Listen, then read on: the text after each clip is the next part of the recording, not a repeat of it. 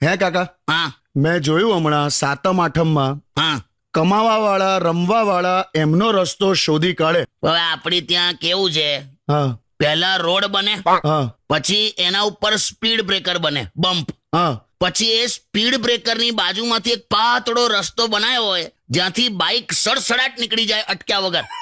બરાબર છે. Electric scooter વાળા બાજુમાંથી આમ સુર કરીને પસાર થઈ જાય અને આપણને કાનો કાન ખબર નથી પડતી. હા એમ ઘણા લોકો કમાવા વાળા આ છોના મોના કમાવાનો રસ્તો ઓધી કાઢે. એમ શું તમે આખું કમ્પેરિઝન કર્યું? ખ્યાલ આવ્યો ને તને? હા આવ્યો. બેસ્ટ એક્ઝામ્પલ આપું. હું મોબાઈલ કંપની વાળા શું કરે એ લોકો? 28 દિવસનું રિચાર્જ રાખે એટલે એટલે એમનું 1 વર્ષ 13 મહિનાનું થયું. હે એ કઈ રીતે? તું કરને 28 ગુણ્યા 13 કર, 364 થયા. ભલા નહીં. તો પછી અને આપણે પણ ઘેલા જ છે ને. આપણી સ્થિતિ જો ને, શું?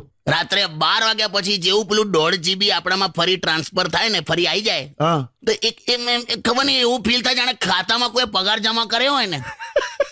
એટલે કમાવા વાળા રસ્તો શોધ્યા કરે. હે કાકા,